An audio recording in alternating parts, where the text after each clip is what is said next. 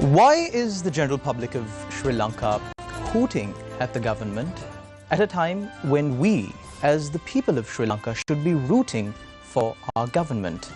A very good evening. This is Face the Nation. We're joining you for the first time in a brand new year, 2020. And from the onset of the show, let me wish each and every one of you a very happy and prosperous 2022.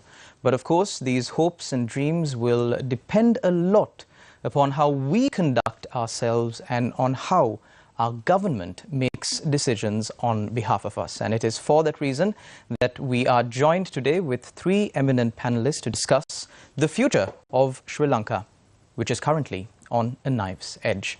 Getting to know our guests for this evening first, on my far right is Mr. Eran Wickramaratne, Honourable Parliamentarian from the Samagi Jana Balawegaya. In the centre is Professor Tissa Vitarana. He is, of course, a representative of the government, a member of the Sri Lanka Podujana Peramuna government. He is a representative of the Lanka Sama Samaja Party. And also we've got representation from the National People's Power Movement, or the Jathika Jana Balawegaya, Dr. Harini Amarasuriya. A very good evening, lady and gentlemen. Thank you very much for accepting our invitation and appearing on this show. Well, as the format of the program goes, of course, I will be posing a question to each one of our panelists for the opening round. And to begin with, I would like to pose the first question to the main opposition of Sri Lanka, the Samagi Jana Balawegaya, the representative from the main opposition of Sri Lanka, Honourable Parliamentarian Eran Wickramaratne.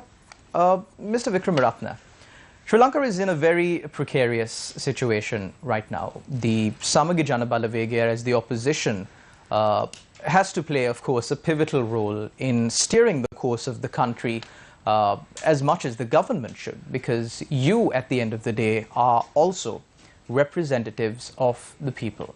However, some question as to if the opposition is really playing their part right now, or is the opposition just playing politics?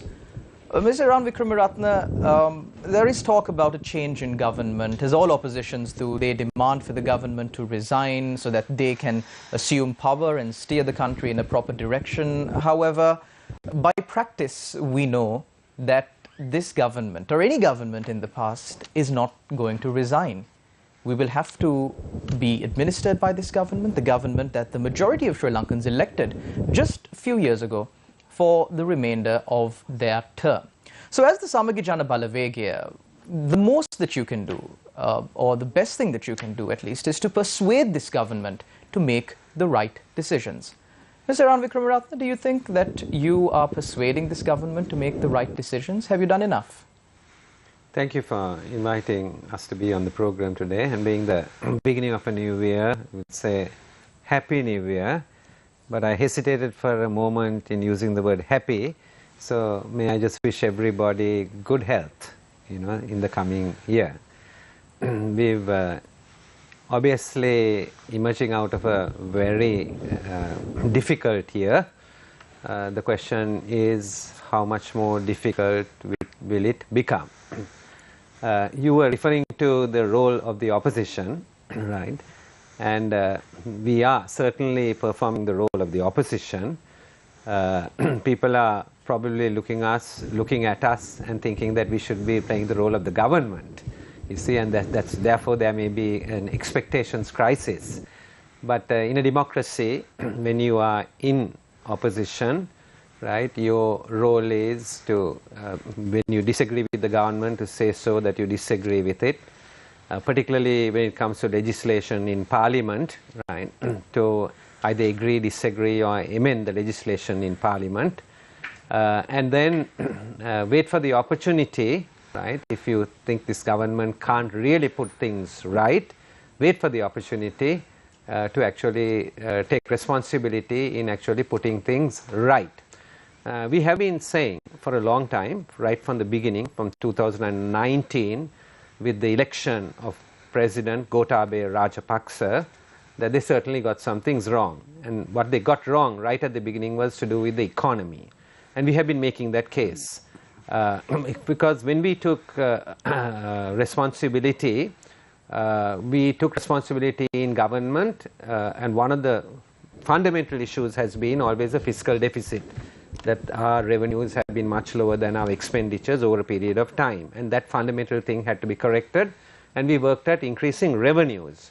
But what happened was, right, Mr. Rajapaksa went around the country as an election promise without any study, right, and basically said, I'm going to just reduce taxes.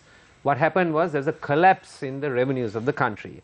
So this is very fundamental issue long before COVID came in, because when COVID comes in, everybody tries to hide behind COVID, but then COVID has hit hundreds of countries around the world, and different countries have survived. Some have done pretty well during this period, and others have survived. Sri Lanka has done really, really poorly during this period. So one was the whole issue of revenue and revenue not being available. The other thing they did was, right, they did some things which I can't even explain why they actually did it, right. The currency issue and the foreign currency issue, you know that we are a country, right, which has had a balance of payments deficit, but we had foreign currency coming in. So if I were to give you a very current example, normally, right, Sri Lankans remit money into this country. Millions of Sri Lankan lives overseas. We average about $7 billion a year. If you want to just divide it by 12, that's an average of about $600 million a month. In the months of November and December, it goes up because of Christmas and the New Year. And in March and April, it goes up above the average because of the Sinhala and Hindu New Year. Right? But what has happened this year, the November figures have just come in, it has just collapsed. And the revenues that come from remittances in dollars has gone down by about 400 million in 1 month. 400 million in 1 month.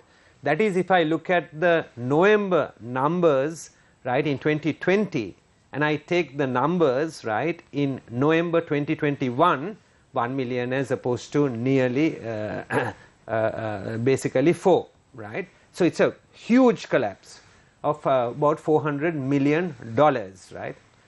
Now when you look at it like that, 500 million against 100 million, right, it's a huge problem, because you go and do a transaction, right, and you sign up for an energy project, right, on the Yugadanavi project to get $500 million. But if you pursue the right policy on exchange rates, the right policy, I mean, you have lost 400 million because you have pursued the wrong policy. So now what this government does is, it follows the wrong policy, makes a wrong decision, and then blames everybody else. Now think of that young person who is working in the Middle East. She works very hard. She remits home about $100 or $200. She remits back home. And she remits it either because of her aging parents, or she is married and has young children and wants to support the children's expenses at home and their education. So she remits it. And then she is told that you are going to get 200 rupees on the dollar, and the market tells her you can get 250 or 260. So what does she do? She goes to some place and remits it at 250 or 260. And then those rupees are delivered to her house, to her parents, or to her husband, or whoever, you know, who is taking care of the house. So what does the government do? The government turns around and says, what are you doing? You are breaking the law. You shouldn't be doing that. Right? We should actually be finding fault not with her. We should be finding fault with the government for pursuing the wrong policy. You see? I mean, she is logical. She works very hard. She wants to support her aging parents or her children. But Mr. Vikramaratne, if the dollar is allowed to float, or like you say, let the market determine the value of the dollar, wouldn't essential food prices skyrocket? In the economy, there are so many different variables, right? So exchange rate is one, interest rates is another, inflation, right, control, right, is largely the responsibility of the central bank of the country. Now we have got our roles mixed up, right? Religious leaders get their roles mixed up sometimes, and they try to be politicians. I don't know whether politicians are trying to be religious leaders. Whichever way, we get our roles mixed up. Here also we have got our roles mixed up. The central bank is trying to play the role of the government and the Ministry of Finance. The central bank has a couple of very important responsibilities. One is financial system stability. The second is inflation. And the tool they will use then is the interest rate in basically managing inflation, right? But they are independent. But that's not what's happening here. The government turns to the central bank and says, right, we need to get this, we have to pay these bills or whatever, right? And so the government floats it. Then when they can't, basically nobody buys it because they are controlling on one hand the exchange rate, on the other hand the interest rate. It's not logical. And then they say print money, and basically meet the needs. What are they doing? Right? The central bank has basically got politicized. That's exactly what has happened. The central bank must be independent from the government in that function. I mean, I'm not saying that there shouldn't be a dialogue. Of course there should be a dialogue in a developing country, but different people have different responsibilities on the economy. And economics is not a pure science. Economics is, you know, not chemistry. And Professor Vitarna is here. He will tell you more about pure sciences. This is a social science, right? There is no one clear answer. The question is, looking at the whole picture, how do you actually balance the answers? But these people have got everything wrong. That's the problem. And that's why the country is facing a major issue and a major disaster. On one hand, there's a shortage of dollars. Basics are missing. You try to come from, you just walk out of the room, you meet people. They will tell you every single day you hear a different thing. It's either a food item, or it's a medicine, or it's a basic household thing that they can't get it. But even more serious is the exports are being affected now. Why? Because 80% of our imports are inputs into the production for exports. 80%, right? So if you go down that road, you're really going to have a huge problem, right? So wherever you look, right, there is a problem. And then just before we walk into this studio, you have the finance minister making some announcements. Announcements go like, you know, public servants, you get 5,000 rupees more. If you are a Samurdhi recipient, you will get 1,000 rupees more. If you are a pensioner, you will get 5,000 rupees more. This is the kind of ad hoc way in which they are dealing with the economy. The economy can't be dealt in an ad hoc manner. You have to have a long-term plan. You have to have long-term policies, right? In the short term, there are some decisions that you can take which are more tactical rather than fundamental. But if you get the fundamentals wrong, you have a major problem on your hands. So this is where the government is going wrong, and I don't think it's only policy. I frankly, I hate saying this, but I have to say it.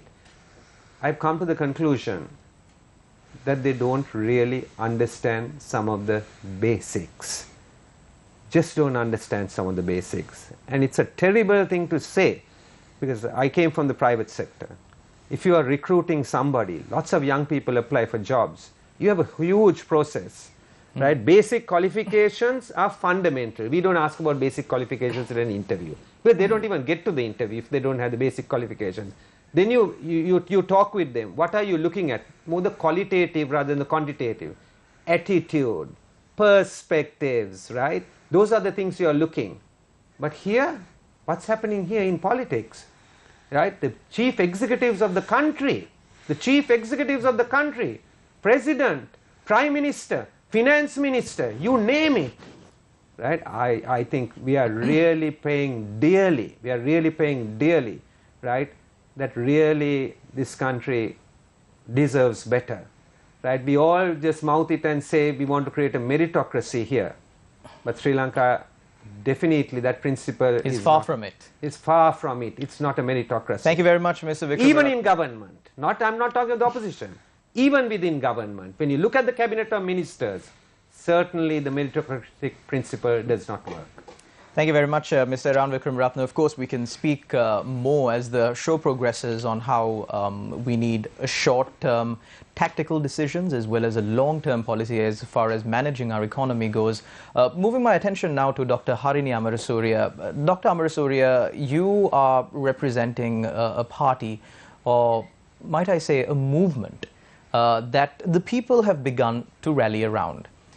These days, I think if anyone makes their way a little bit to social media, you can see a lot of support being garnered for your party, for your movement, and also with your rapid rise to fame, there are also campaigns that blame you for different things. But the fact of the matter is that Sri Lanka is in a very sticky situation right now. As a young person, as a member of the youth of Sri Lanka, I sometimes feel anxious about my future, because the leaders of our country are responsible for destroying the one chance that we have at life here on earth, either directly or indirectly. The leaders who have been in parliament and been governing us for the past 70 years. Dr. Harini Amarasuriya, as a representative of this up-and-coming movement that many Sri Lankans are rallying around, it's important that your movement is more practical than the movements, the parties, the forces that have governed Sri Lanka for the past 70 years. However, as a person in the youth, I don't see the National People's Power movement really engaging with the government and trying to convince the government. You seem to be of the stance that everybody in government, or who have been in government for the past 70 or so years, are all corrupt and therefore they cannot be worked with. But the fact of the matter is that this government is going to be governing our country through some of the most turbulent times that Sri Lanka has been through. And if we fail now, there might not be a country for you to assume power and govern in the future. Your time starts now. Do you think that you're doing enough to engage with this government to persuade them at least to take the right decisions? Thank you, and thank you for that question. I think when we started as the National People's Power, and you very correctly identified it as a movement rather than a party, because as a movement we are focused on actually mobilizing people to rally around us, and I think what you said is a reflection of some of the work that we have been putting into this, to building this up in the last couple of years. So we as the National People's Power, the Jatika Jana Balawegaya, when we formed in 2019 and when we entered into active politics, and when the people of this country gave such a resounding mandate for this current government, we felt, okay, let's give them a chance. Let's sit back and see what they want to do, and you know, let them work on the mandate that they've been given. But as you know, very quickly things went sour, and this was not our hope. This was not our aspiration. This is not our aspiration for the country. We wanted to give the government a chance, and I think we could have worked with the government had they been a little less arrogant, a little more conciliatory, a little more consultative. But right from day dot of assuming power, I think they made their intentions very clear about how they want to engage with the opposition. This was evident in Parliament. This was evident outside Parliament. We certainly don't think every individual in government or every individual who has been in government are corrupt, but we think they represent corrupt forces. We think they represent corrupt political regimes, and often even the good people within, and I think we have two good people with whom I may have ideological differences, but I think we have two good people here who are reflective of what I'm about to say. That a few good people can't work against a system that is essentially corrupt. And I think that has been the problem, that in the past 20-30 years, we have established a system, or we have set up a kind of a political system that breeds corruption, that breeds this kind of very sort of unfeeling, very insensitive kind of policy making process, right? And I think as a result of that, makes it very difficult even for good people to survive in that kind of system and to actually make a change for the better. And that is why we, as the Jatika Jana Balawegaya, we've been consistently talking about the need for a systemic change. That it's not just enough to talk about getting into power at any cost.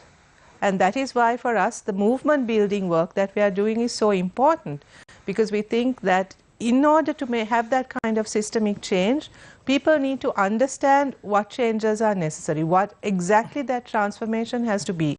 so that when they vote at another election, they do that with great awareness and with absolute clarity about the kinds of choices that they are making.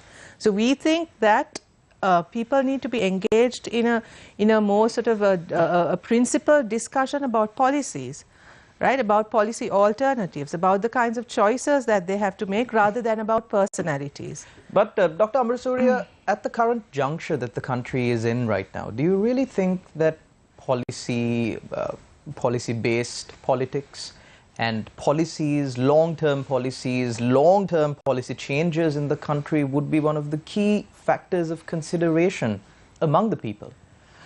The last several months, I have been meeting with different groups of people from across the country, right? And various age groups, young people, old people, pensioners, all kinds of groups of people. And yes, what you're saying is very true. What we are getting is a real sense of anger and frustration. To be honest, they are not prepared to wait for two and a half, 3 years for an election, right? That is the level of frustration and anger that we are sensing from the public. So you're right, it is very difficult to have a policy discussion when people are literally finding it difficult to survive on a daily basis, and their basic needs are not being met, right? But the fact of the matter is that this is an elected government and there is a process through which they can be changed, right? And we don't want to just mobilize only on anger and frustration, because we think that will then repeat the cycle that we've been repeating in this last 73 years, or certainly in the last 40 to 50 years, right? So people, even at this moment of crisis, it is essential that they consider their choices carefully and that they do make their decisions based on principles and just not on what is superficially activated, right? That there has and the policies that we are talking about are not necessarily all long-term policies. We also recognize that there's a crisis right now that needs to be dealt with, right? And if we are in government, we are going to inherit that crisis. Whoever is going to come into power has to deal with this current crisis before we can talk about any kind of long-term transformation of the country, right? So the policy options that we are offering are about the short-term responses to the current crisis, as well as what is what is required in the long term, so that people understand that in an ideal situation, the kind of transformation we want is not possible in this kind of context, right? There's the issues that Iran discussed have to be dealt with immediately, right? The cost of living has to be dealt with immediately. The falling foreign reserves have to be dealt with immediately. And I don't think any government has very many options when it comes to how we are going to manage those crises, right? So those we will have to deal with. And the longer term policies, we think, are also necessary, because the actions that we take in the short term will have an impact on that longer term stability that we all want for this country. Dr. Amrasuriya, from the onset, I just need to clarify one more thing. One kind of concern or one fear that is in the hearts and minds of certain people in this country, and also being used by, of course, the main political parties in Sri Lanka to cast doubt on the credibility, the viability of your movement, is some incidents that happened a few decades ago. That is, of course, affiliated to the main party, the main constituent party of the National People's Power Movement, the Janatha Vimukti Peramuna. Now, this argument or this discussion, this debate features in almost every discussion we see in the political arena, even if it comes to an average discussion among two people as to who is more suitable to govern the country. People always resort to this, people who oppose your movement. Where the questions that they can raise about us are raised in a time that even I was, well, I can't say I wasn't born, I was barely born, right? So, so many of us who are currently in the party, yes, you were not. I don't think any of you were, right? So many of us who are currently in the movement or even in the JVP are actually having to answer for things that happened long before our time, right? And I'm happy that that's the situation we are faced with, rather than the other political parties which have to answer for things that they're doing on a daily basis, right? And also because that is because they don't have anything to pick on in the recent future, recent past, with regard to our conduct, right? But also, I think the other thing is, I would like to sort of correct you on one thing that you said, that this violence, the violent past of the JVP, which is constantly referred to, that it proved a deterrent to their political career in recent times. I think that happened in maybe the last 10 years or so. In 2004, 2005, when they contested in an alliance, you know, they swept the board in almost every district that they contested. So it is since, I would say, about 2010 that this bogey has really been resurrected and has worked for lots of reasons, not only because of the veracity of that of the accusations or the importance of that, the significance of that to their current conduct. I mean, if you look at the record of the JVP, I would say that in the last 10-15 years, more crucial moments where democracy has been at stake in our country, they have intervened. If you look at the 17th Amendment, they were instrumental in bringing that forward. 19th Amendment, they played a significant role. During the constitutional crisis, they played a significant role. So even in the most immediate past, at crucial moments where the democracy of our country has been at stake, they have stood on the side of democracy. It is the other parties that have consistently violated our democratic principles in this country, right? In the most recent past. So so as you say, these are constructions that are always used to question the credibility of the JVP and by extension the NPP, and I can see that trend taking off in new heights in recent times, especially due to what you referred to in your opening remarks, the sort of attention that we are getting in recent times. I think Professor Tisavitarna will explain better than I do about revolution and counter-revolution, and I think at this moment we are experiencing some of the elements of that counter-revolution, where those who want to maintain the status quo are very much aware of our growing popularity and are, well, taking every step they can to try and prevent it. And so we are not surprised by it at all, but we are able to respond to these questions that are being raised. Thank you very much, Dr. Harini Amarasuriya. Well, now moving our attention to Professor Tisavitarna, of course, a representative of the government. He's of a constituent party of the Sri Lanka Podujana Peramuna, the Lanka Samasamaja party.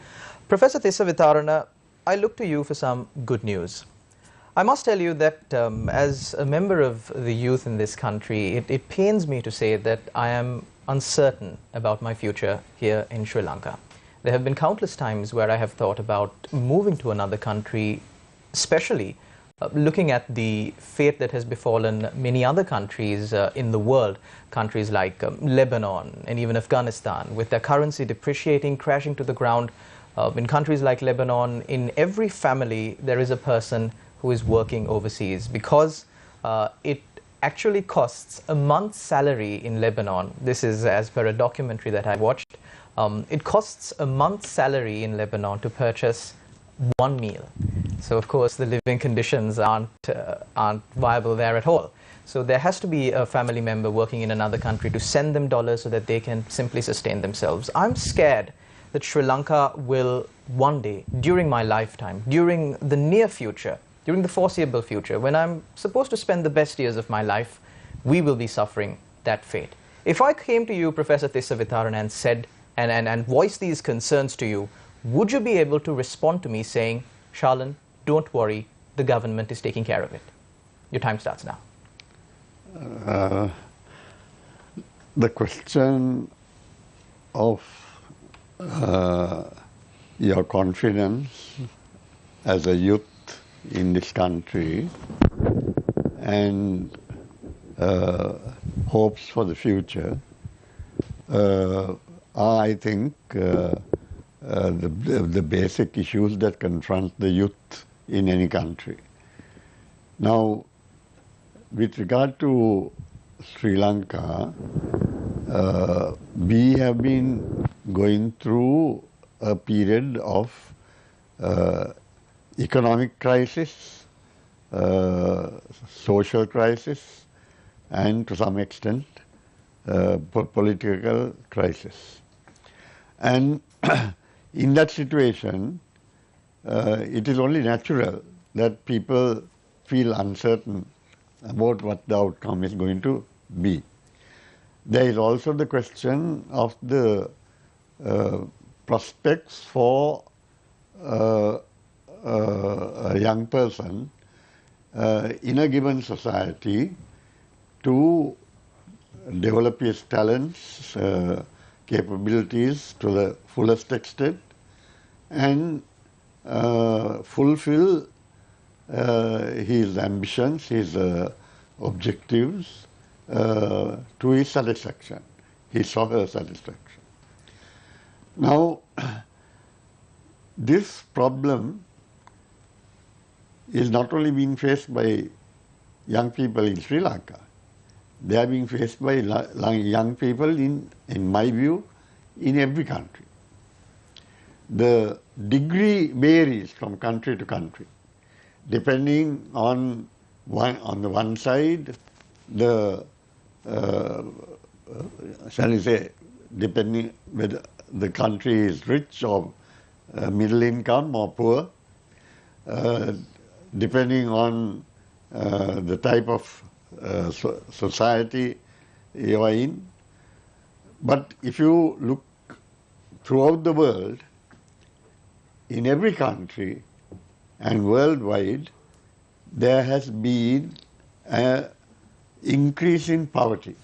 Professor Tisavitarana, just one clarification, Professor. If a youth walks up to you and poses this question to you, could you confidently reassure that youth, saying, don't worry, the government is taking care of it? Because you are a member of the government, and you are, of course, a very senior member of the government. Would you be able to reassure the youth of this country, don't worry, the government is taking care of it?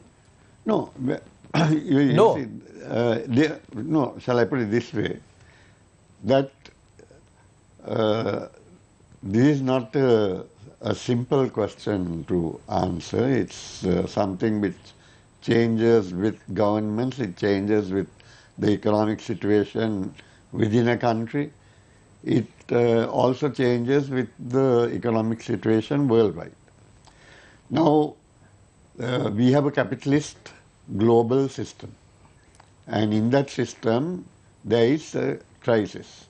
And if you look at the capitalist system, there, right throughout its history, there have been every 7 to 8 years a depression or a serious setback economically. Now, during that period, there has been increased unemployment, there has been lack of jobs due to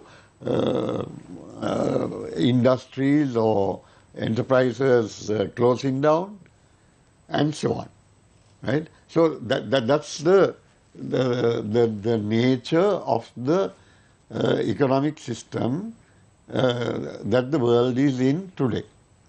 Now, I am a socialist, and I am for a completely different economic and social system. Now, within the capitalist system, these economic crises keep on changing and is being aggravated in the present circumstances by the COVID-19 outbreak or shall we say pandemic, and which has further disrupted that system. Professor Tisavitarana, I understand your stance on you being a socialist and this being a capitalistic system that we follow here in Sri Lanka. But first I would like to thank you actually for coming on our shows, because it's very, very, very difficult these days to get a representative of the government to appear on one of our shows and speak to the public about these issues. But when we speak about the specific issues that Sri Lanka is facing right now, let's take the most immediate issues that impact the lives of the people. Let's take the most immediate issues that impact our lives, the people who are present here. I have a mother at home who is saying, once our gas cylinder finished, she's saying, no, I don't want another gas cylinder. We'll just cook what we can in the rice cooker because I don't want the gas cylinder to explode. And she actually came up to me and said, you know, I don't mind dying after the gas cylinder explodes by, you know, due to the explosion, but I don't want to live any further after suffering burns. I don't want to live like that. So the situation is such, these are the things that really affect the people of Sri Lanka. Also, the long lines that we see. No, these are not issues that were created by, you know, global intervening factors or even cannot be directly attributed to the COVID-19 pandemic. Now, there was a decision, and I'm pretty sure we discussed this on a number of shows that you were on, Newsline as well, where I hosted Newsline as well, regarding this decision to completely go towards organic farming overnight. Then we also have the decision that was taken in secret and somehow denied by the government to change the composition of these gas cylinders, which has caused deaths and many other issues. So on all these issues, we can see that it's wrong decisions of the government, like what parliamentarian Eran Wickramaratne said, that has resulted in all of this crisis that has directly affected the people. Do you agree with that? Now, there are different magnitudes of crisis. And there is no government in the world where there isn't some problem or other which keeps on recurring or which crops up from time to time. If you are expecting to live in a world where you have no problems, well, I think various religions have solutions to that. If you believe in them, you'll work out your solution. But Professor Tisavidarana, when... Can I please yes. say what I wish to say? So long as we are in this planet, right, and we have to live within this, there are a number of major problems which, in comparison with the problems that you are raising, right, what you are raising pales into insignificance. There is a problem of global warming. There is the climate change associated with it. There is the fact that there is maybe such a severe climate change that life itself becomes impossible on this planet. Right? So there are issues like this. And now, for instance, we as a small country, when we talk about climate change, right? We are experiencing climate change, but the main contributors are the developing countries, which are, shall we say, producing the greenhouse gases that are contributing to climate change. They affect us as much as they affect them. Our contribution is infinitesimally small, though we suffer more. So, I mean, if you are talking of problems, right, don't expect problem-free life, then if that is the basis on which you're going to... Professor, I wasn't expecting a problem-free life. Take your decision I was of whether you're going expecting to an answer. remain in this country or go abroad. No, Professor, I was right? expecting an answer, a reassurance that the government Look here, is doing all no, that they can to no, bring the wait, situation under control. What is happening now, say the COVID-19 pandemic, right? Now we have had in the world severe pandemics at various times. Their magnitude has varied for say, if you take the 1918-20 so-called Spanish flu pandemic, 1/3 of the world's population was affected. Those are the general estimates.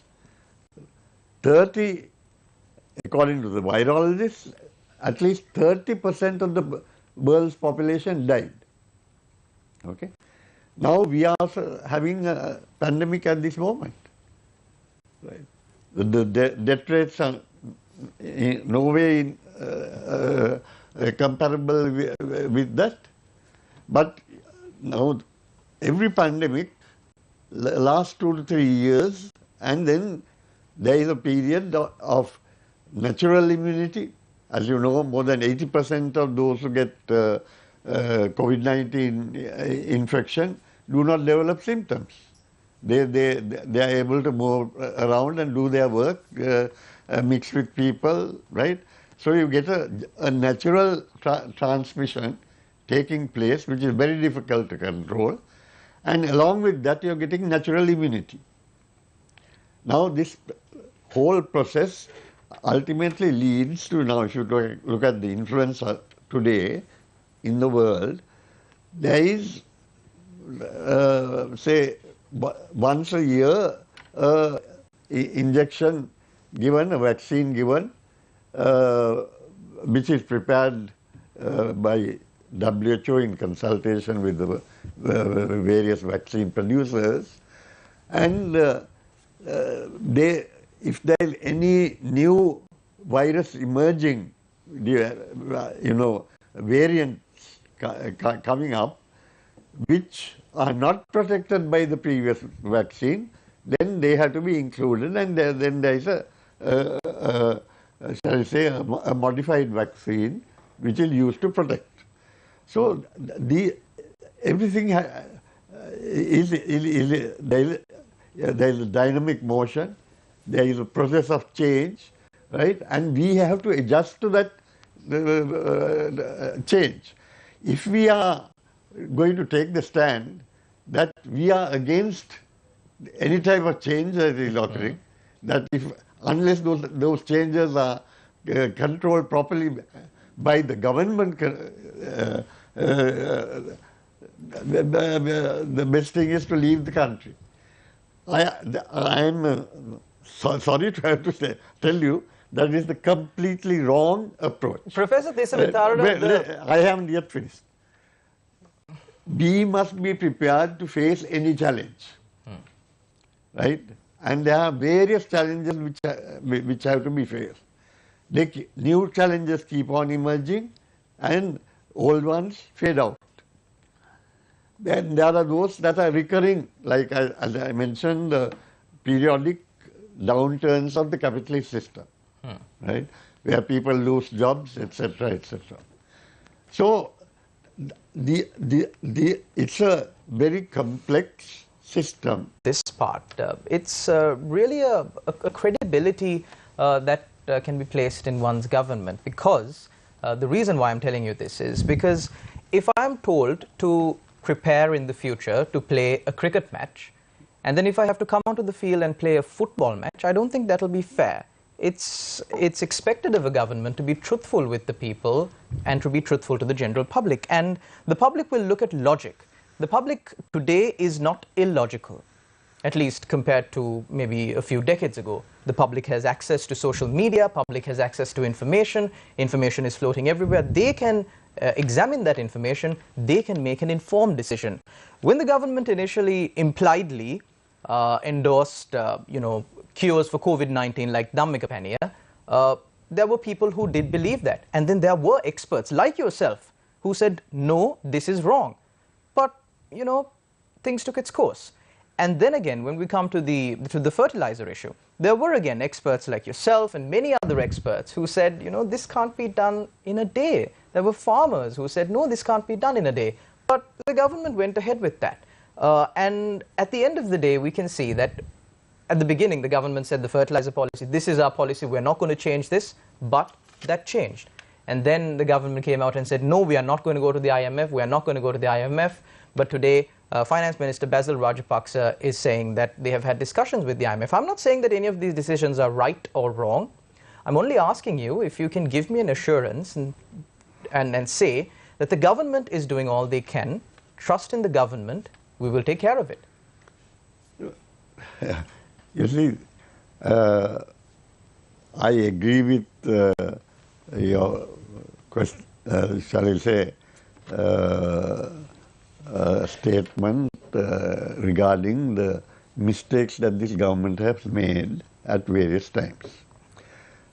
They are far more frequent than they should have been.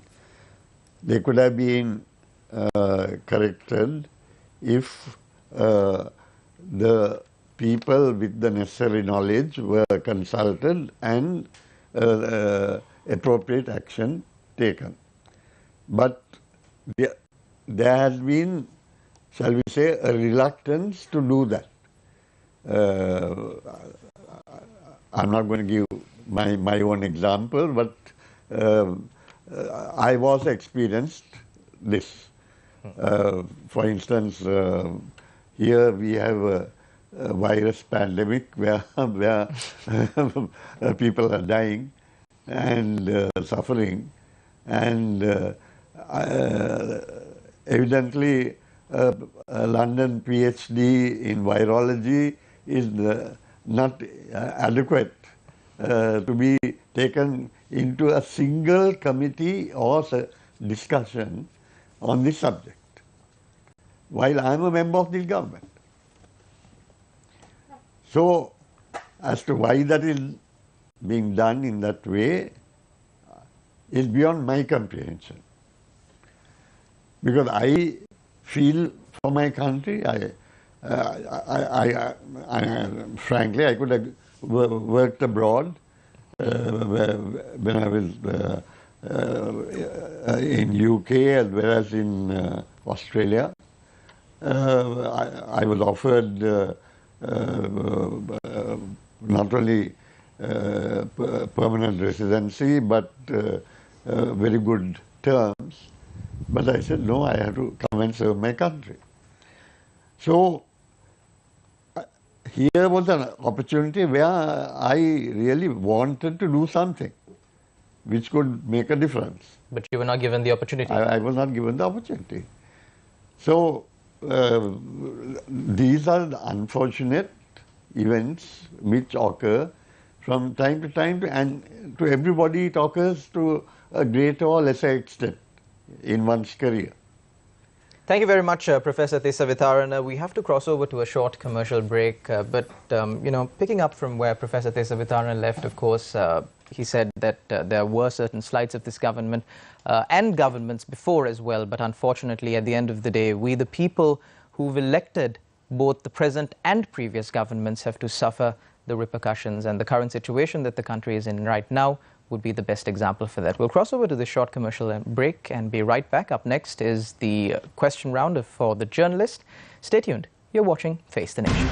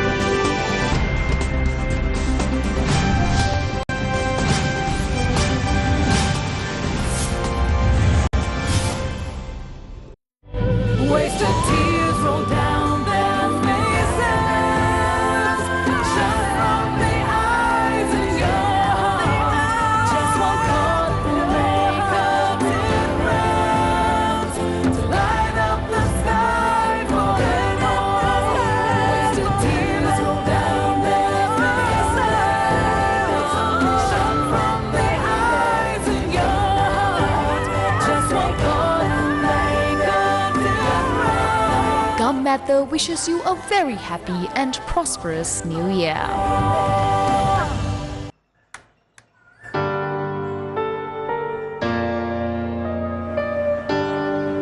එළියේ හීනියට වහින වැහි පොද මුළු හිතම හිරිවට්ටල දානවා අප්පච්චි. ඉස්සර මට හිටියේ එක පුතයි දුවලා දෙන්නයි. දැන් පුතු 4 දෙනයි දුවලන්තයක් ලැබේ. මේ උඹට පොඩ්ඩක් පුළුවන්ද මේ ලෝකෙට පොඩ්ඩක් ඇවිල්ලා යන්න? බෑඩ් ටැක්සි කාර් නැත්තම් මැරෙද්ද?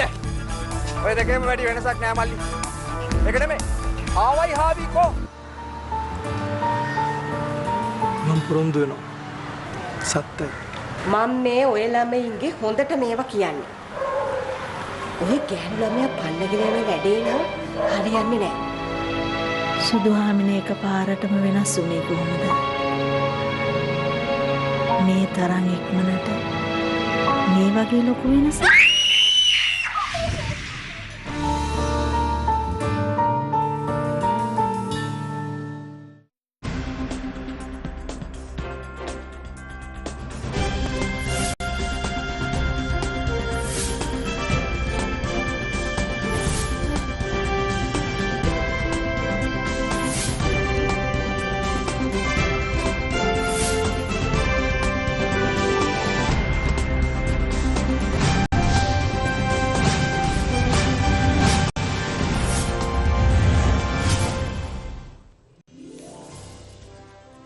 Welcome back. You're watching Face the Nation. We're in the second round of Face the Nation, where our journalists get an opportunity to question our eminent panelist here today to discuss the future of Sri Lanka, which of course is on a knife's edge. On my immediate right is Naveksha Gunasekara, and on my left is Shehan Ranatunga. So I believe let's start with the lady first. Naveksha, this is your chance. Thank you, Charlene. My first question would be to Mr. Wickramaratne. As you and I both know, this current government is sort of trapped in between a development dream and a debt burden.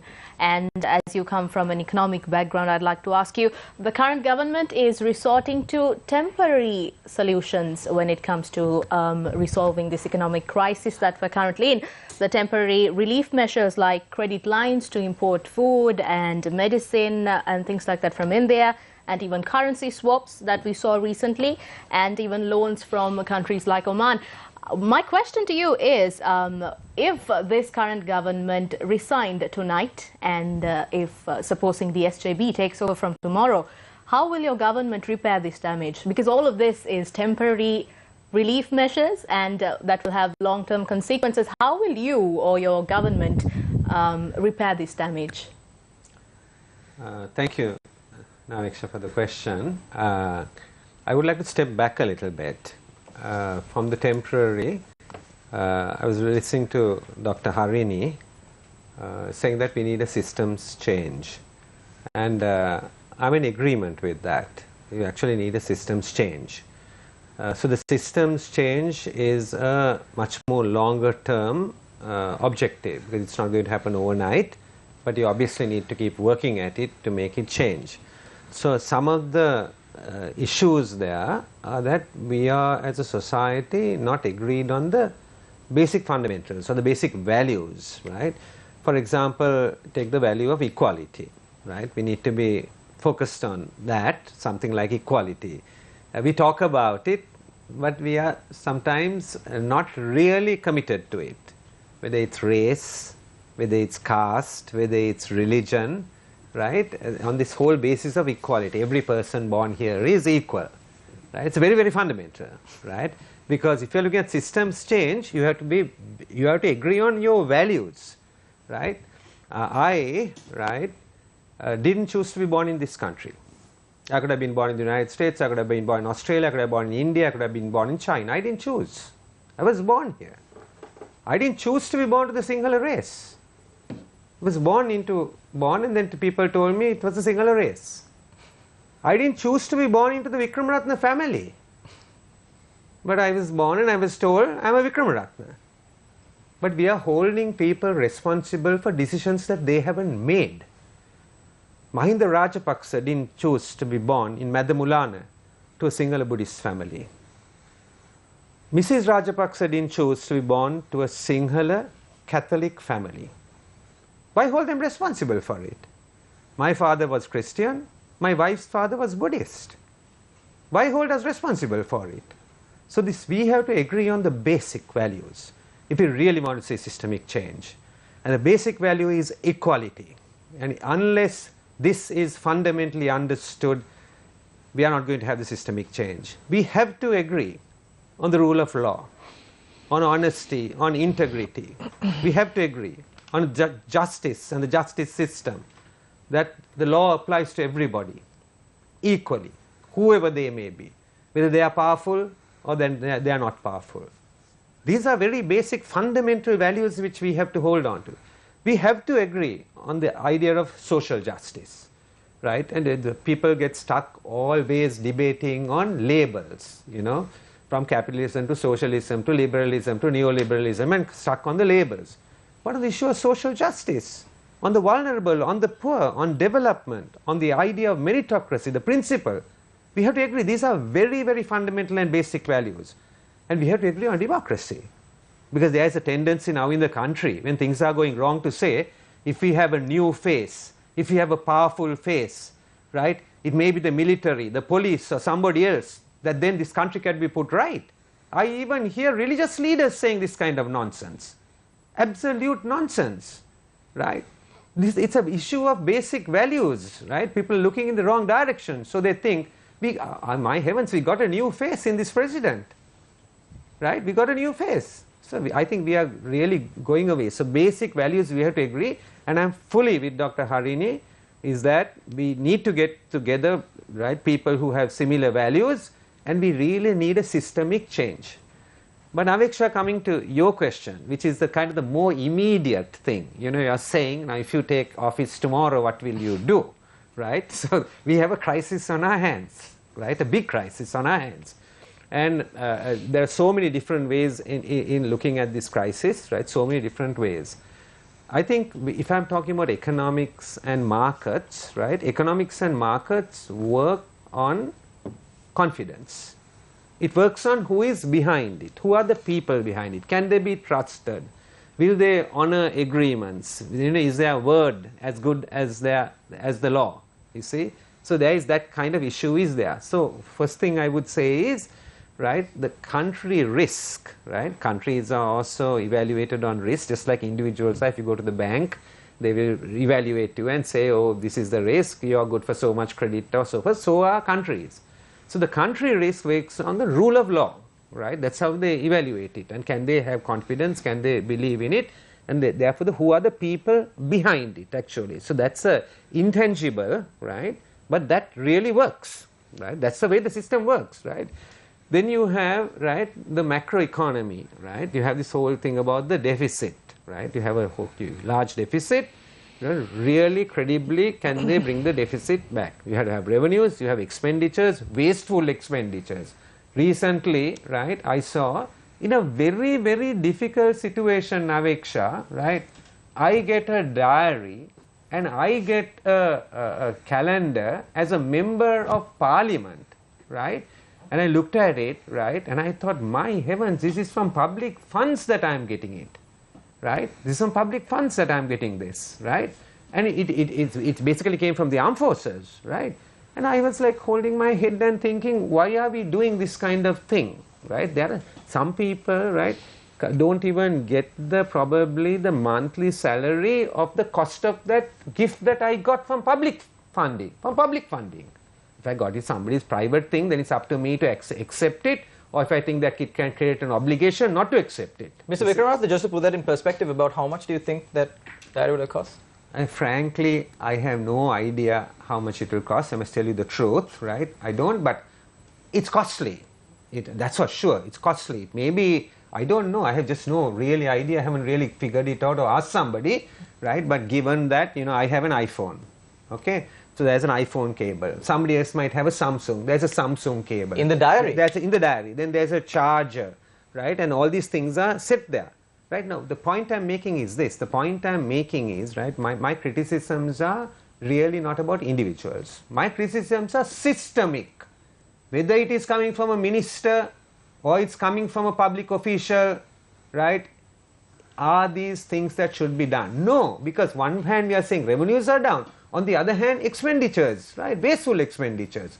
So you have to have fiscal consolidation. University is seen to be committed to actually achieving it. Then in my opening remarks, I talked about the remittances, right? The remittances have drastically dropped. In November 2020, 611 million. In November 2020.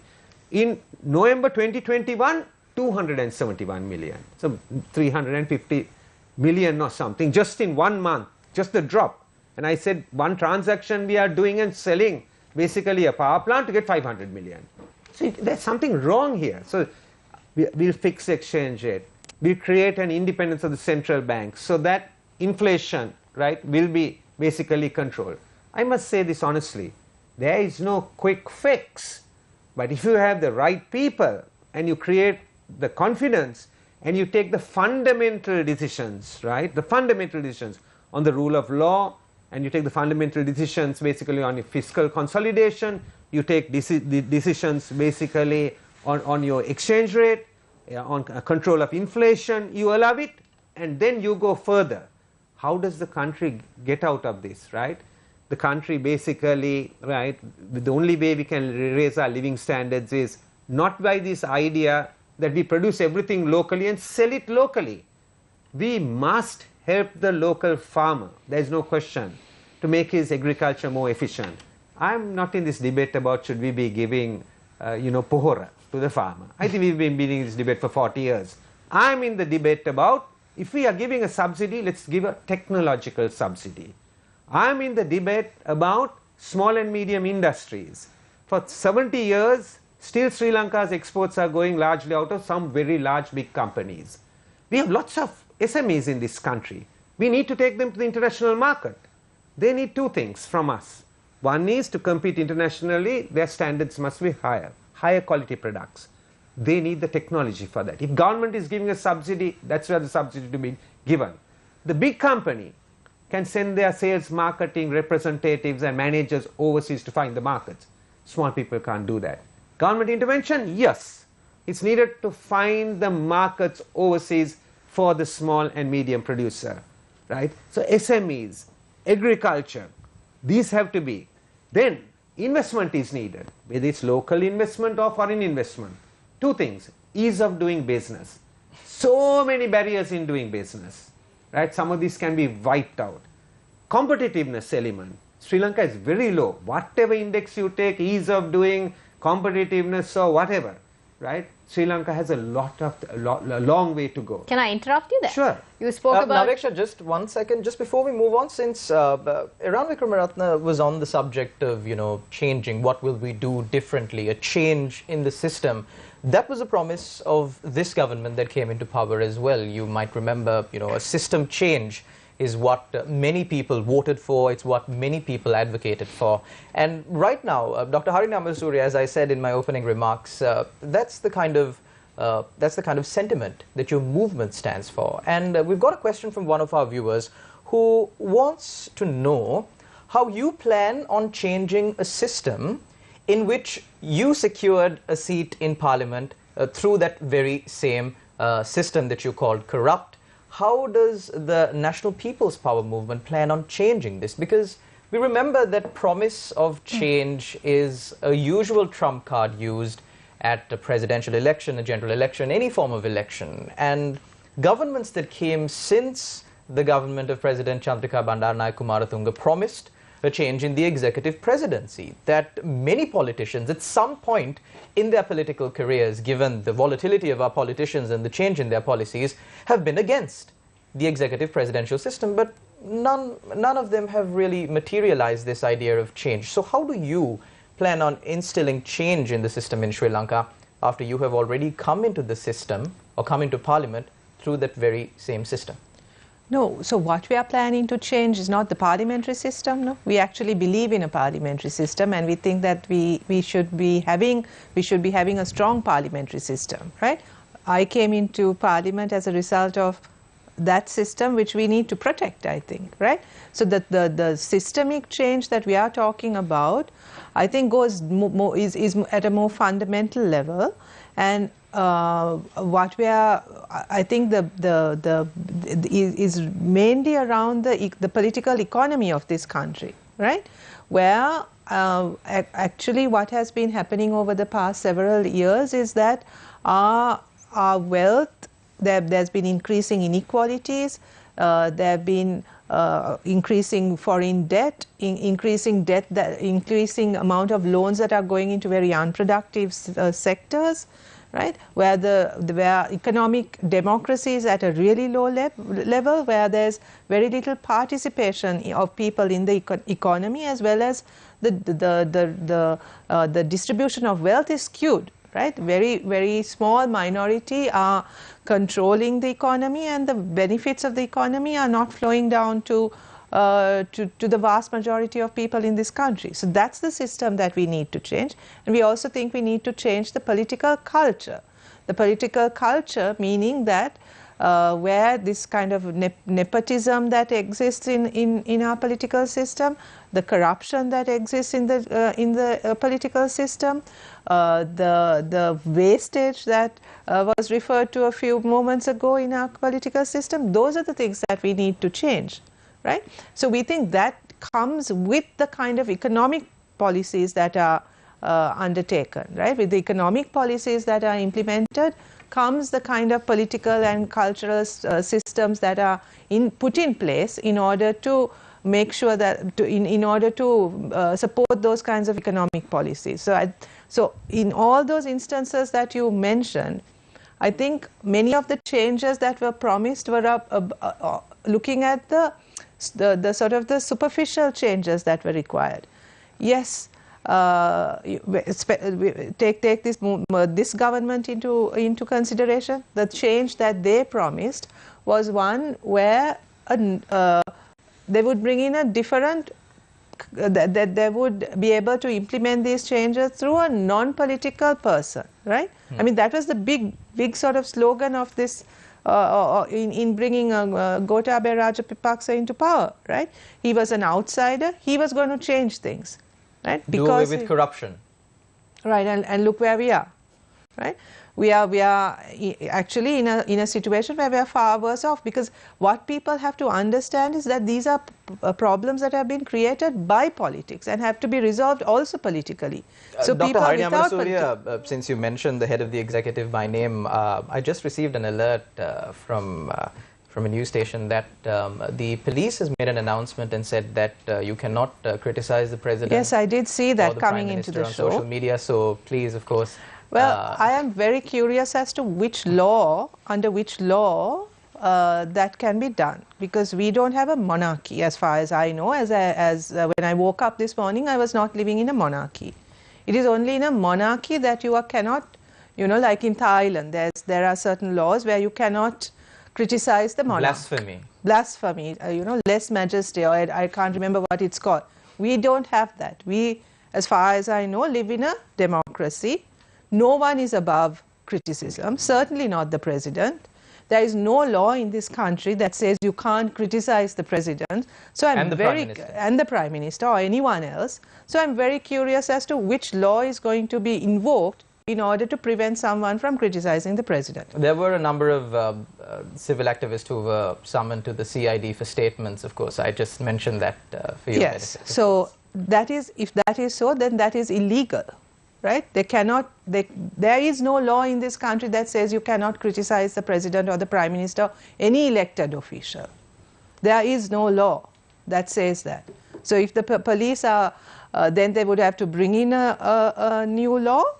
And I mean, what is the logic behind that? If we claim to be a democracy, I'm beyond the point of where I can be shocked by or surprised by what this government is doing. Just on speculation, Dr. Amarasuriya, I think even in the past there were statements made by the police, and there were certain arrests made on certain instances for sharing posts on social media. Yes. I believe they were made under Section 120 of the Penal Code, sedition, instilling the general public against the government. Those were the kinds of provisions that were used in the past. I don't know if this is going to be a repeat. Past is in a few years ago. Yeah, I mean, they will obviously, I mean, they use the ICCPR often to prevent or to block freedom of expression, right? So we can see how laws are abused in order to sort of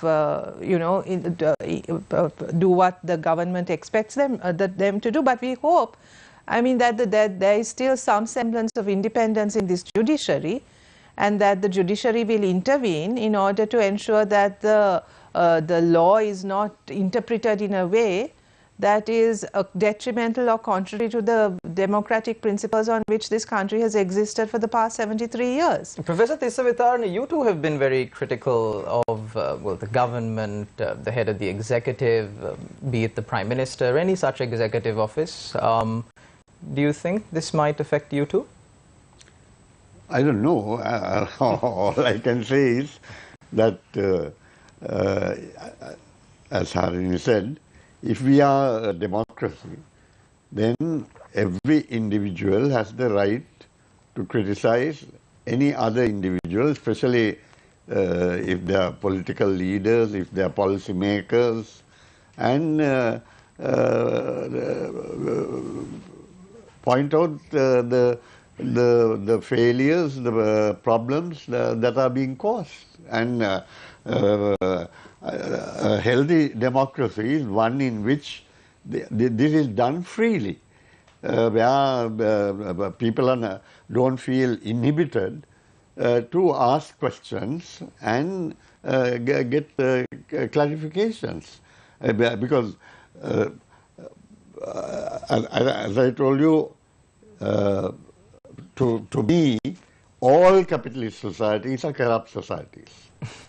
Because the principle of capitalism is exploitation of the labor or the brain power of the employees to get a profit to a few people who are the possessors of capital.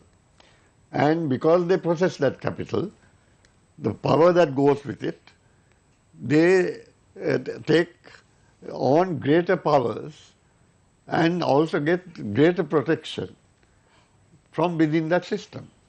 Right? So now in this system, the corruption is rampant. And now, if I may here make reference to a committee on which we both are, COPA in Parliament. You mean you were? Yeah, quite, no, maybe no more. The chances are no more, but anyway. So,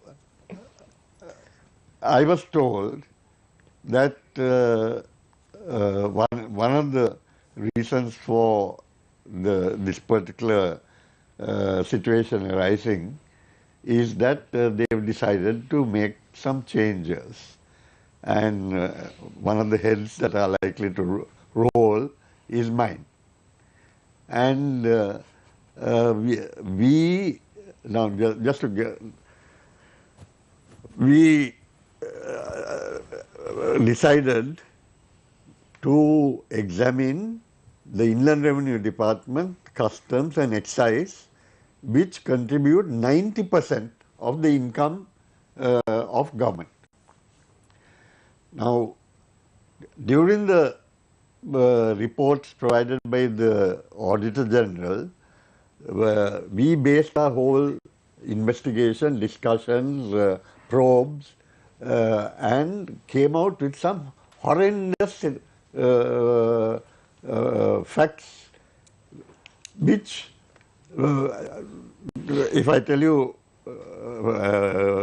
just to give two examples, the customs vehicles were given the HS code, right, for an ambulance which is the lowest tax rate. And when it left the place, it by magic, it turned into a Mercedes-Benz Deluxe. So you can imagine the degree of not only corruption, of, shall we say, getting together of the officials concerned with the people who are importing those vehicles. Right? Similarly, Inland Revenue Department, we found that there were, I was shocked at the the Auditor General, when he showed me the paper, the companies, the biggest, the best known companies, and there was also one private bank there in that list. I am not permitted to disclose the divulge it, but to tell you the truth, for 7 years they had not paid any income tax. Why? Because there are 3 boards of appeal within the Inland Revenue Department. I believe the procedural issue was brought up before as well. The procedural issue there. Yeah. Allow 3 appeals, they appeal anyways, they take time, and delay the payment. When I asked them what is the average period, say, of appeal before it goes from one to the other, more than a year and a half at least. So 4.5, 5 years within one department which has the same procedures by which taxations are decided on, right?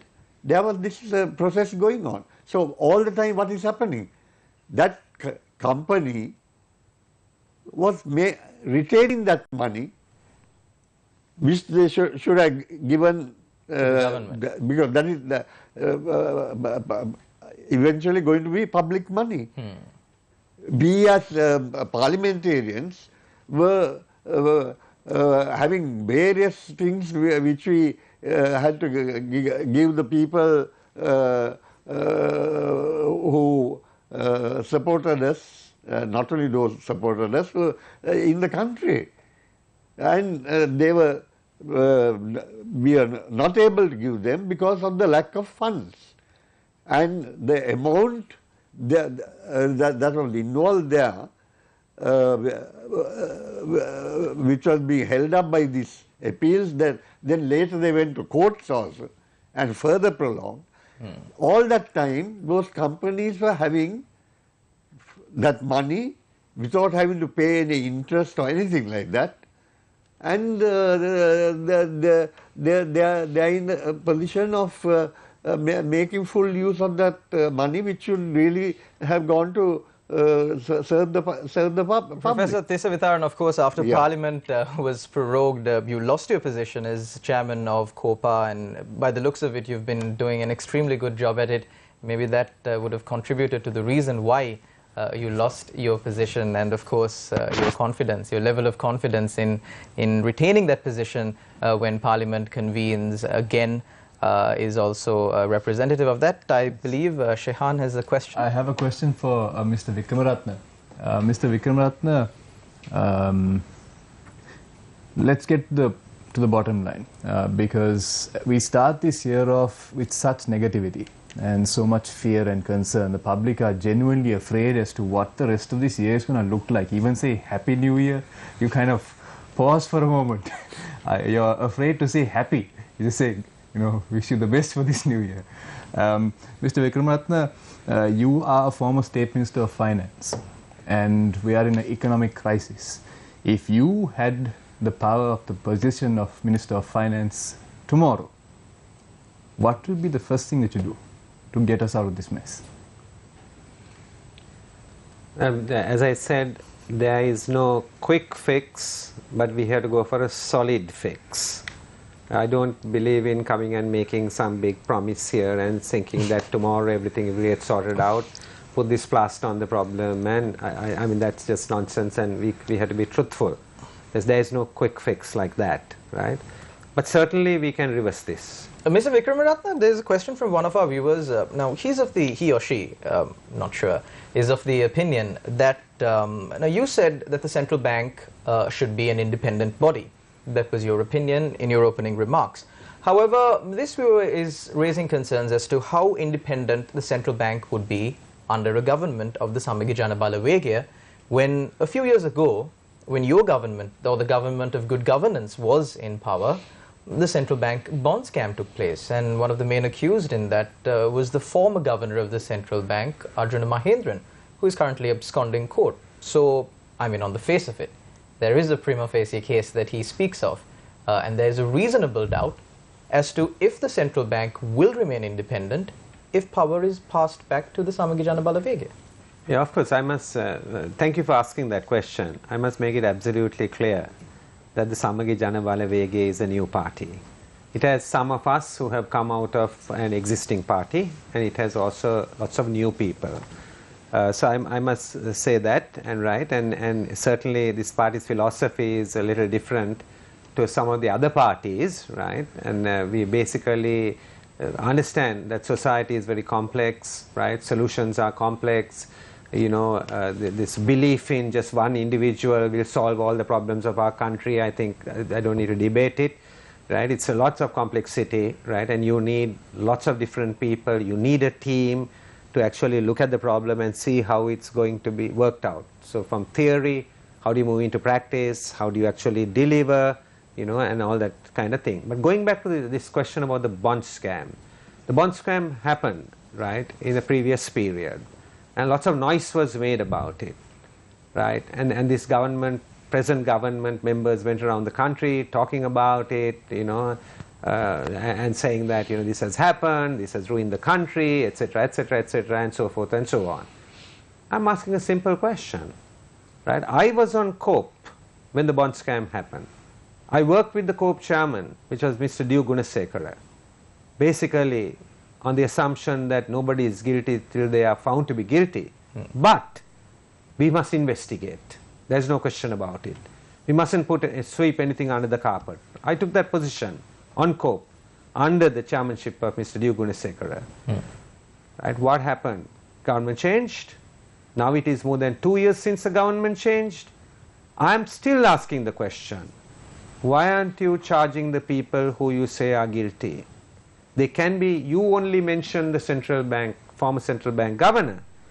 And on the political stage, other people were also mentioned. Including recently, there were a few indictments that were removed or discharged. Including politicians, right?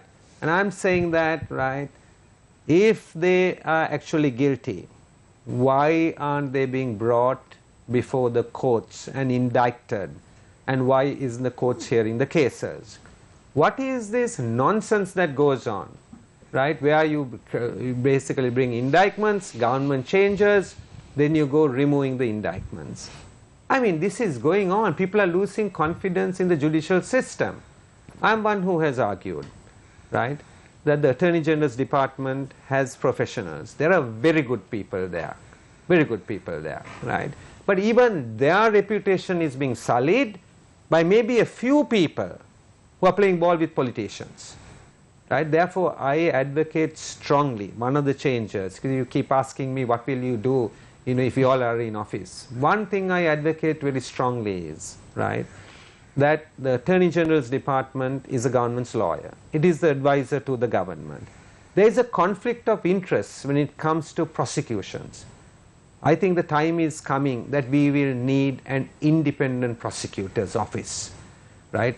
This same thing happened in Hong Kong in the 70s. The country was riddled with corruption, and ultimately there was a crisis. People got onto the street and people protested, right, on the streets, and there are some good changes that came out of it. One was an independent commission, an anti-corruption commission.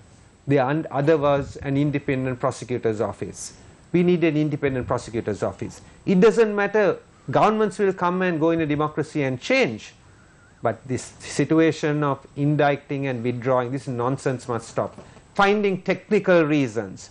Often the indictments are put in a way, for a technical way, that you can actually, you know, withdraw it subsequently. I think people are losing confidence in the system. We have to get out of this. It doesn't matter which political party somebody belongs. If they have violated the law, they must be punished. Therefore, I am telling the government today, you made so many accusations about the bond scam. Prosecute, right? Why are you withdrawing it if this is true? If this is public money, why are you doing that, right? So there is no question of shielding anybody here. It must be done, right? That is why I said one basic value is a very important, is a value of the rule of law. Justice and integrity. We must all agree on that. Otherwise, what's going to happen is the government will change with time, and then what will happen is, right, the same thing will repeat itself again. So this is what Harini was also talking about. on the systemic change, right? But I am saying directly on the bond issue, proceed now. Thank you very much, Ran Wickramaratne. And Shehan, Yes, I believe Ms. Wickramaratne, I want to come back to the question I asked you. And the main reason I asked that question was I want to come to the issue of the IMF. If you were made the finance minister tomorrow, would you go to the IMF immediately? And do you believe that to be a quick fix to our problem, or is this being made into some kind of romantic concept where the IMF is going to be our savior? I think there is a lot of misunderstanding about the role of the IMF. A lot of misunderstanding. People often think that you go to the IMF and all your problems are solved. It doesn't happen like that. You see, I have kept saying right along, with or without the IMF, right, you need to follow the right policies, with or without the IMF. I don't do fiscal consolidation because the IMF asked me to do it. I can tell you a real instance where I disagreed with the IMF. We had a program which had been decided before I came into the finance ministry, right? A program, and they have, right? When you get into a program, it's just like, Shehan, it's just like you go to the bank. You want to buy a property or a business, right? You go to the bank and the bank will tell you, yes, they will examine your creditworthiness. The bank will tell you we can give you so much credit and there will be conditions attached to that credit. It doesn't matter who you get the loan from, whether you get from India, China, USA, Europe, IMF, World Bank, anywhere. There are conditions. That's the way the system works. But you need to be smart enough to make sure that you are in a win-win situation. You're getting the credit, but the conditions are acceptable to you. So you have to negotiate your way. When you are negotiating, you have to negotiate from a position of strength and power in any negotiation. If we had been negotiating a year ago, this government, it was in a much stronger position. This government now has got pushed to the wall. It's in a very, very weak position. When it's in a very weak position, the chances are in a negotiation is that you will do poorly in a negotiation. That's what this government has got pushed to. So the question is not whether you are going to the IMF or not. The question is, are you ready to implement the right policies? I will tell you where the IMF comes in. The IMF is like the rating agencies. IMF is not going to save you. They give you a pittance of money, very little money compared to what you actually need, a pittance. You know where it comes in is something like this. It's something like the rating agencies. The rating agencies, right, give you a rating. And I hear the central bank, whenever rating is given, right, laughing at the rating. I mean, they're off their head to be laughing at the rating, right, because those ratings are decided independently. If you want to follow the rating, you follow it. If you don't want to, you don't follow it. Investors follow it. So if you want the investment, you want to make sure that your ratings are looking good. It's like playing a game of cricket. Umpire has ruled you out. You say, I'm not going. Leg umpire has ruled you out. I'm not going. Then the third umpire has ruled you out. I'm not going. You have a problem on the cricket field immediately. S&P has ruled you out. Fitch has ruled you out. Moody's has ruled you out. And you are saying, I'm not out. So then, good for you. You will remain at the crease. But nobody will be bowling. That's all that's going to happen. Right? So this is the way they are treating this. They don't understand the fundamentals. If you don't need the investor, that's fine. Do whatever you want if you don't need the investor. But if you need the investor, you have to create the environment for the investor to come.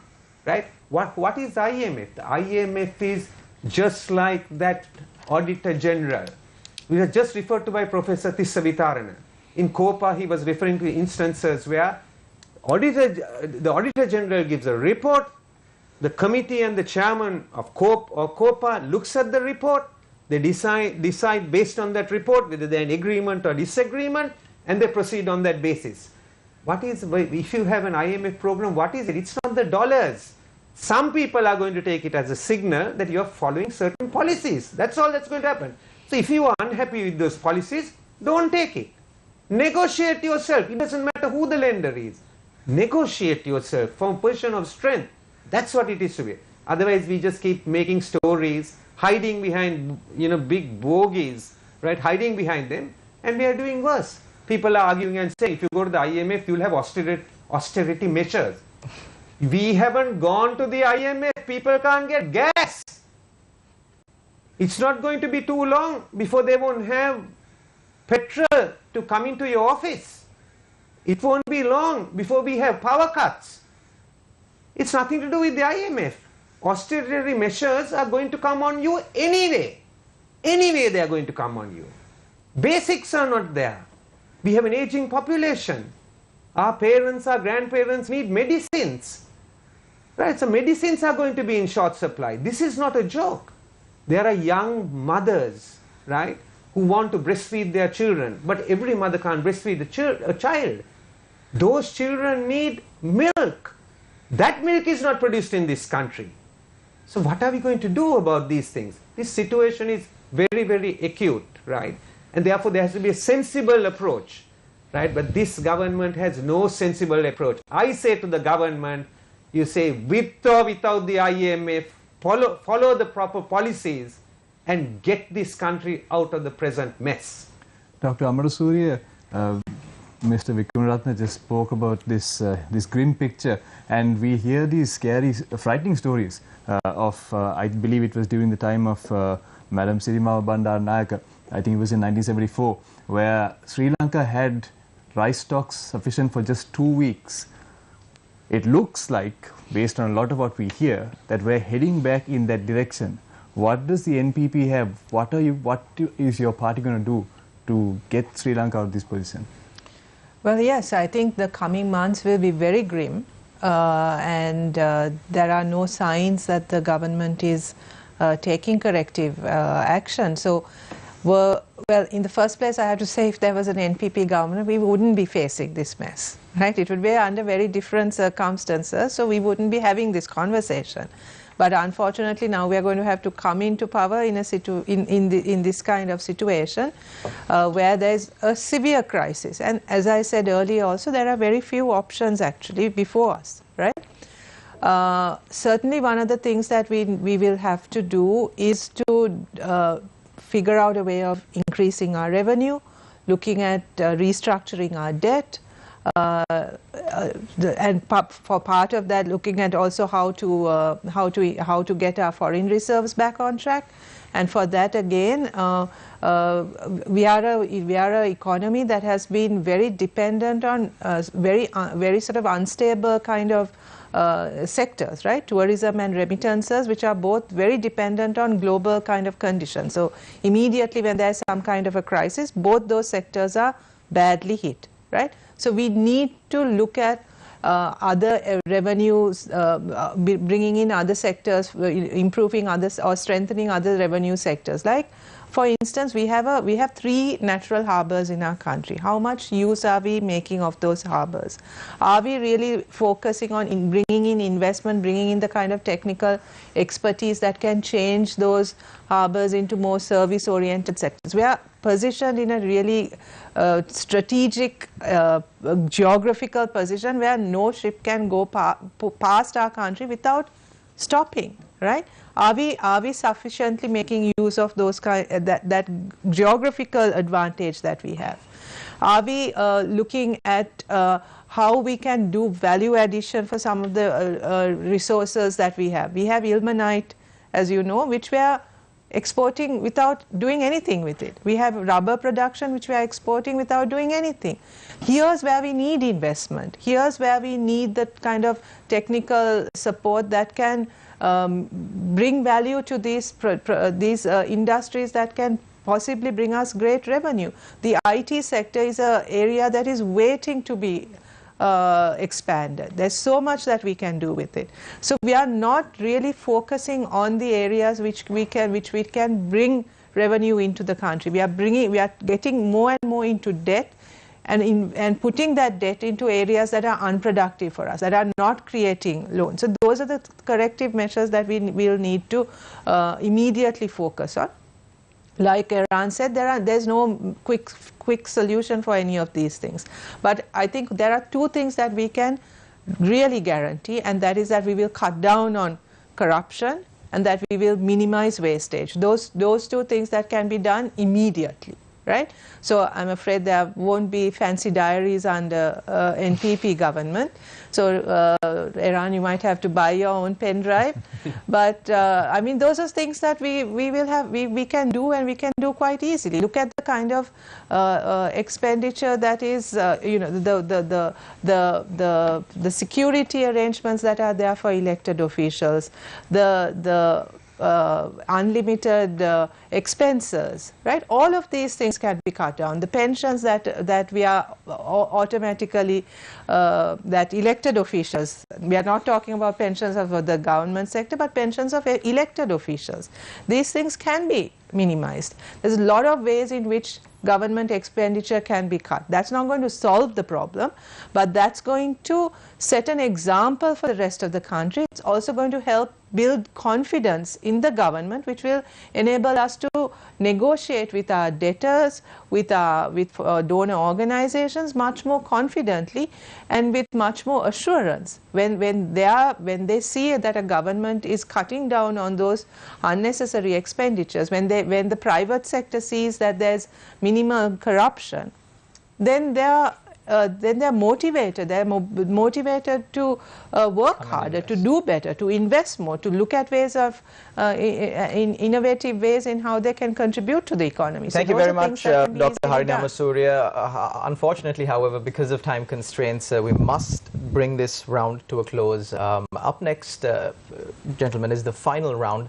And of course, because we've taken so much of time during the rest of the rounds, I believe we covered quite a lot of ground in discussing the current situation that Sri Lanka is in and what we can do as a nation and what the government or the leaders of our country should focus on for the future. In this final round, we will give a time of, we will allot a time of 2 minutes, could be extended to maybe 2.5 minutes for a very concise closing statement from each of the panelists. Of course, you cannot bring in new arguments because, of course, the opposing panelist might not get an opportunity to respond.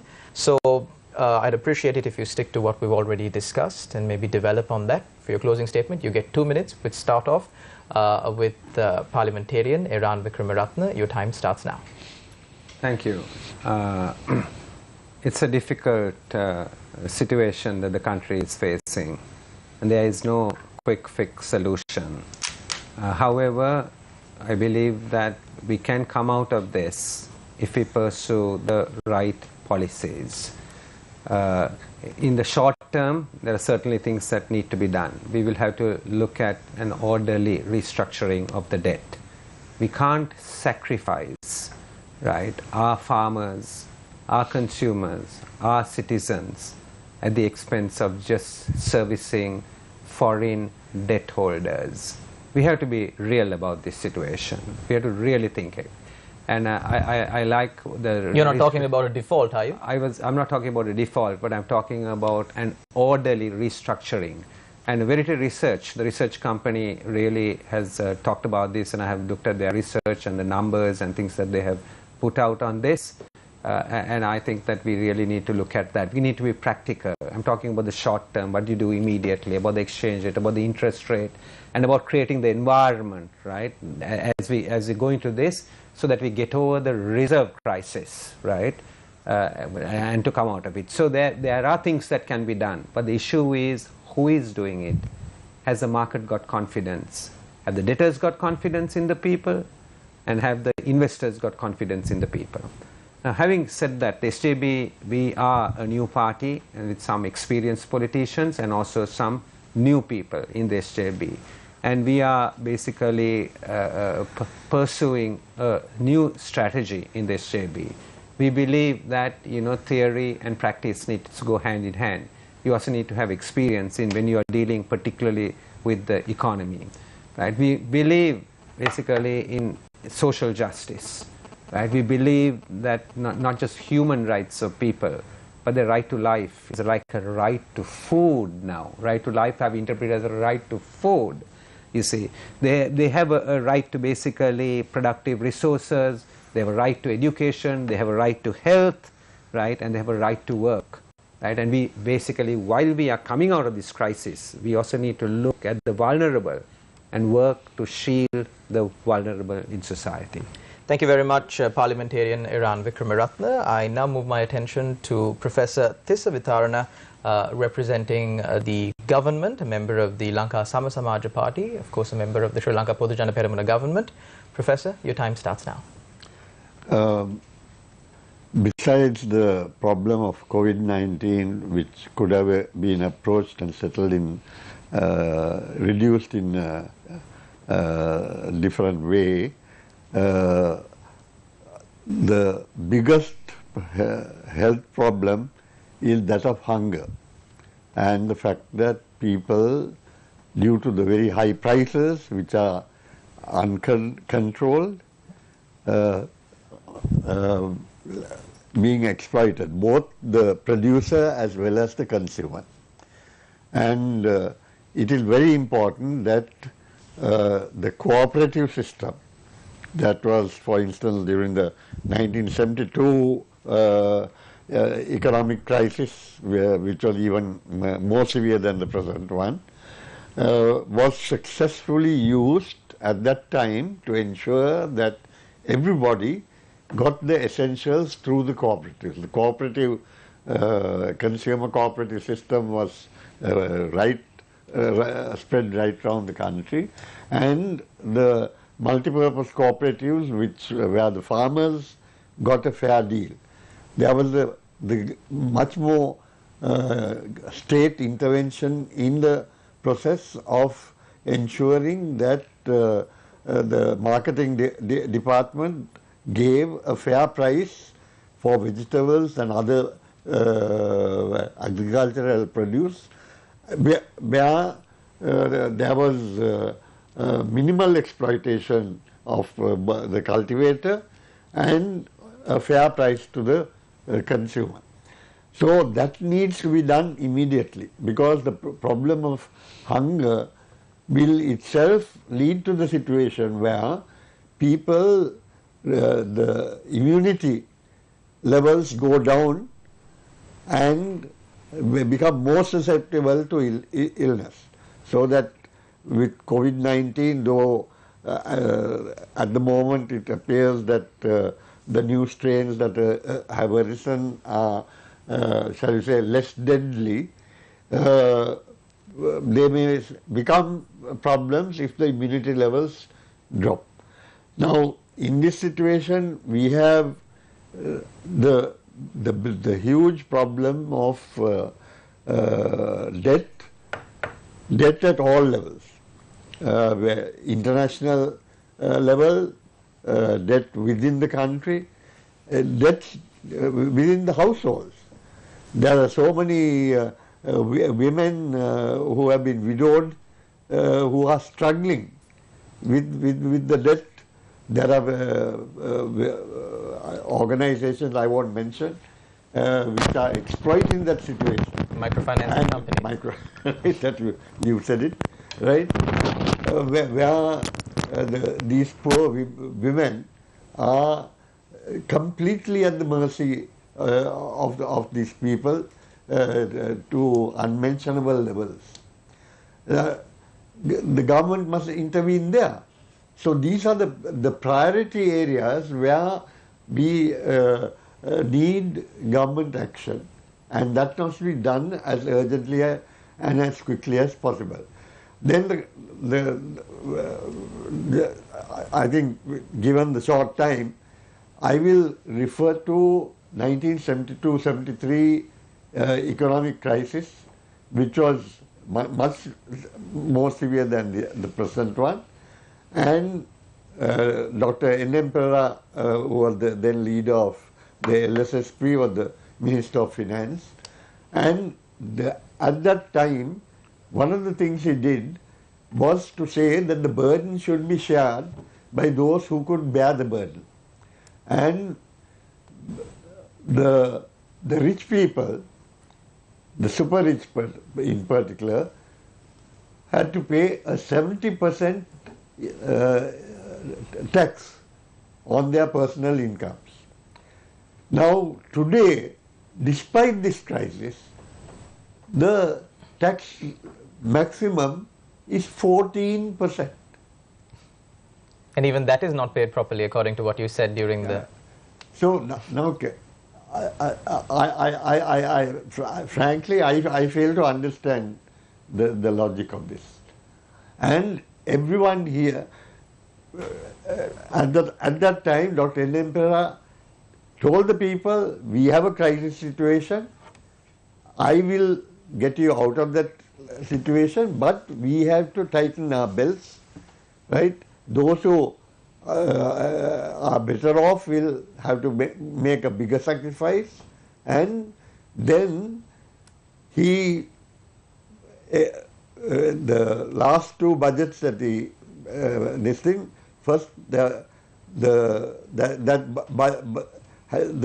was no budget deficit in the one before last one, and in fact there was surplus in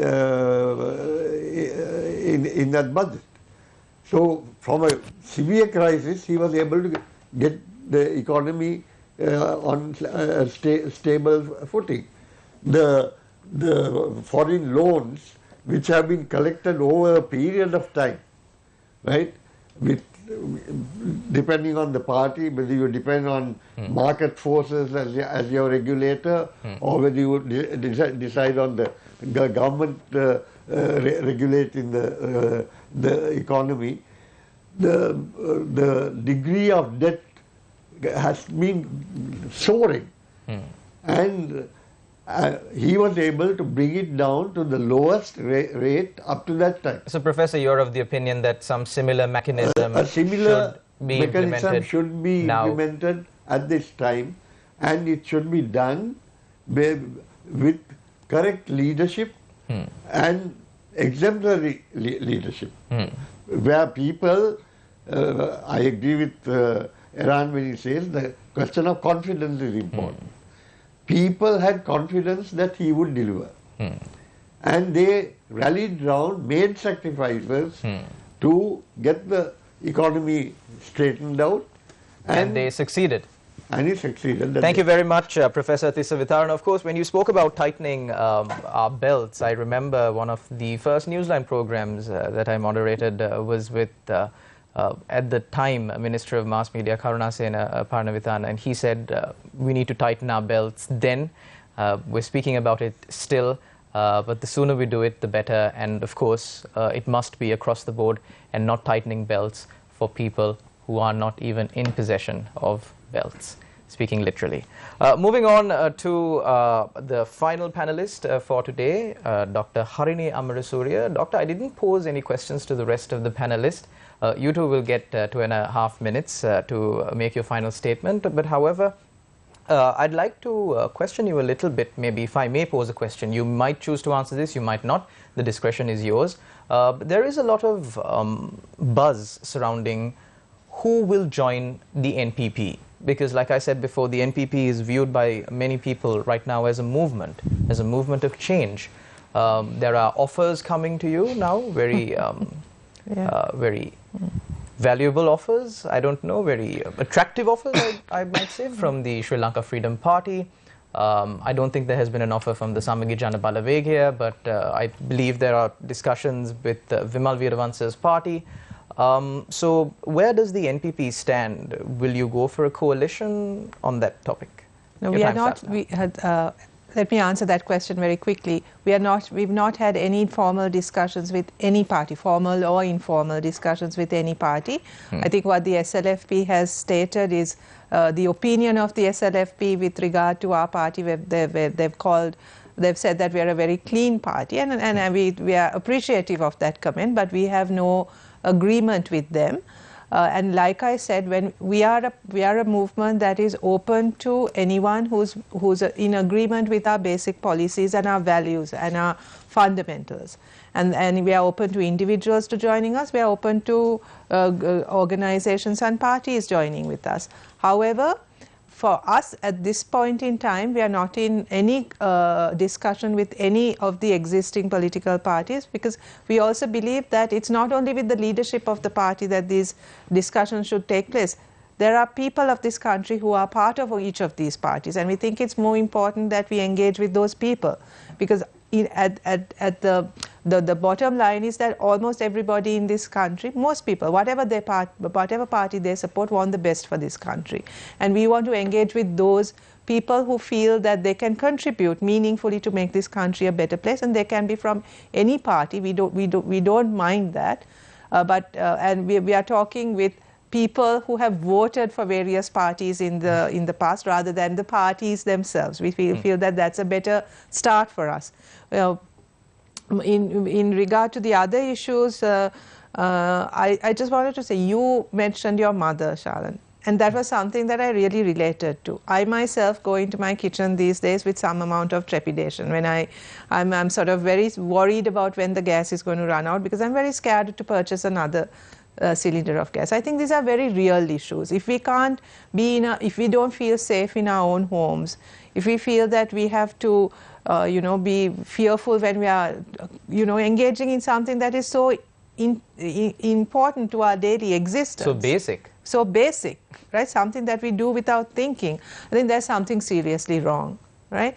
And the sad thing is that no one is being held accountable for any of this, right? As you said, the gas composition changed, no one knew about it, right? People have died, no one is held accountable for it.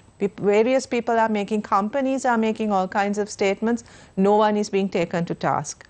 And I think this lack of accountability is something that is seriously problematic and something that needs to change really fast and really soon. It's also affecting the confidence that it's also affecting the confidence that both Professor Vitarna and Eran were speaking about, right? Confidence internationally, confidence of the citizens.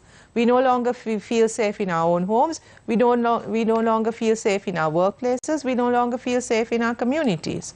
So so I think we need to identify our priorities correctly. But I want to make this final appeal to the people of this country. Don't give up on us. I'm asking the three of you also. You all of you sort of said that you represent the youth of this country. Don't give up. Don't leave this country. I think this country can be changed and it can be transformed for the better.